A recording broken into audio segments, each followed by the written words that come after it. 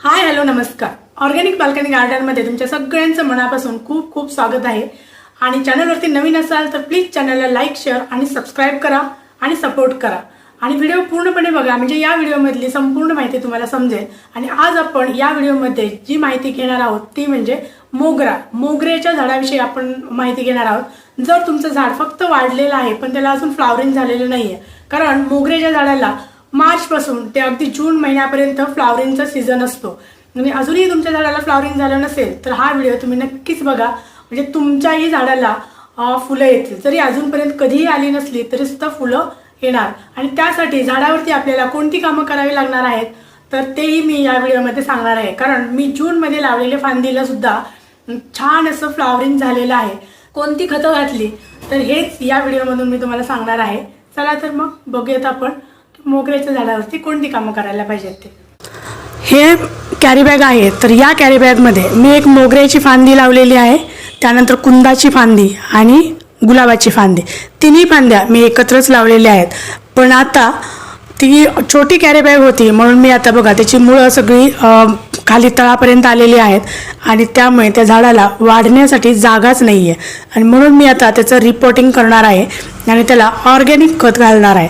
तुमचं सुद्धा झाड तुम्ही लावलेलं आहे आणि ते वर्षानुवर्ष एकाच कुंडीत पडलेलं आहे, तुम्ही कधीही त्याला रिपोर्टिंग केलं नाही किंवा त्याची माती बदललेली नसेल तर तुम्ही हे असं झाड बाहेर काढून नवीन कुंडीमध्ये लावलं पाहिजे. त्याच्या मातीमध्ये खत, ऑर्गॅनिक खत मिक्स केलं पाहिजे.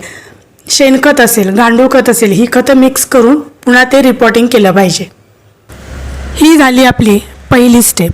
आता यानंतर काय करायचं तर तेही आपण बघूयात.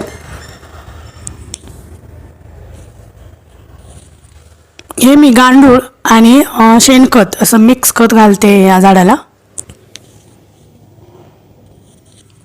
एक म्हणजे रिपोर्टिंग केलं, दुसरं म्हणजे त्याला ऑर्गॅनिक खत घातलं. आणि आता तिसरी स्टेप म्हणजे कटिंग. ज्या झाडाच्या सुकलेल्या फांद्या असतील तर त्या कट केल्या पाहिजेत, किंवा जिथून नवीन फांदी येतच नाही आहे तर तीसुद्धा थोडीशी अशी करायला पाहिजे.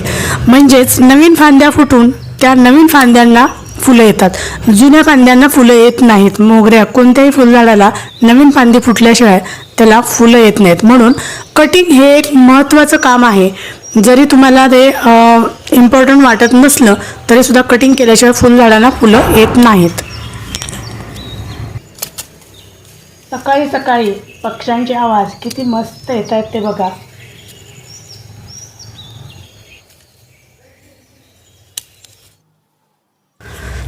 आता रिपोर्टिंग केलं आपण, त्यानंतर ऑर्गॅनिक खत घातलं, थोडंसं फांद्यांचं कटिंगसुद्धा झालं आणि तरीसुद्धा अजून काही रिझल्ट दिसत नाही. पण त्याच्यामध्ये बघा खूप अशी चार वाढलेली आहे, तर ती आता चार काढून साफसफाई करायची आणि पुन्हा एकदा माती आपल्याला मोकळी करून आता खत दिलं पाहिजे, जेणेकरून याला फ्लॉवरिंग होईल.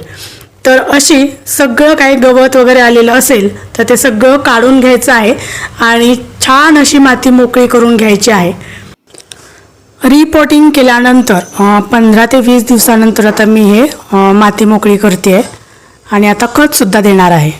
कारण माती मोकळी झाली की आपण जे काही खत घालणार तर ते मुळापर्यंत पोहोचतं आणि झाडाची वाढ ही चांगली व्हायला मदत होते. म्हणून माती मोकळी करणं हे सुद्धा खूप महत्त्वाचं काम आहे. आणि आता मी हे घेतलेलं आहे तर ते ह्युमिक ॲसिड आणि पोटॅशियम हे दोन्हीही खतं मी घेतलेली आहेत आणि दोन्ही खतं मी आता घालणार आहे. आता ही एकच फांदी खूप वाढलेली होती म्हणून ती मी कट केली आणि इथे सुद्धा कट करते, कारण अजूनही त्याला फांदी फुटलेली नाही आहे. म्हणून कटिंग हे आपल्याला 1-2 वेळा तरी करायला हवं.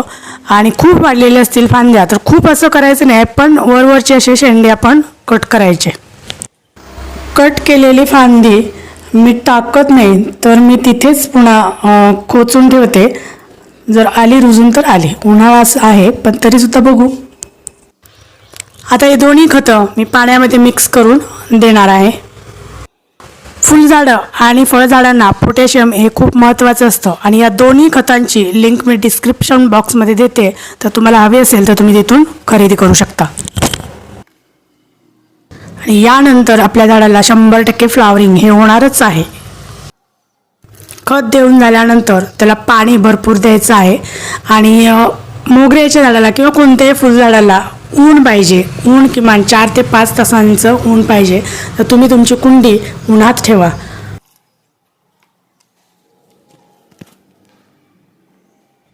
पंधरा दिवसानंतरचा रिझल्ट बघा, किती सुंदर अशा कळ्या आणि फुलं आलेली आहेत. ते एकाच फांदीला आले, कारण 2च फांद्यांचं हे झाड आहे. तर त्याच्यातल्या एका फांदीला हे फांद्या फुटून येऊन 3 कळ्या आलेल्या आहेत.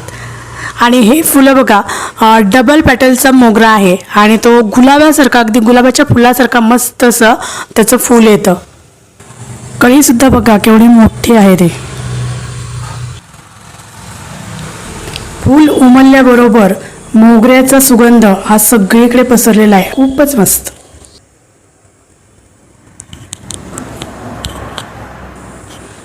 आणि आणखी 2 दिवसांनी बघा सगळीच फुलं फुललेली आहेत. आणि पहिलं फुललेलं फूल हे थोडंसं सुकलं सुद्धा.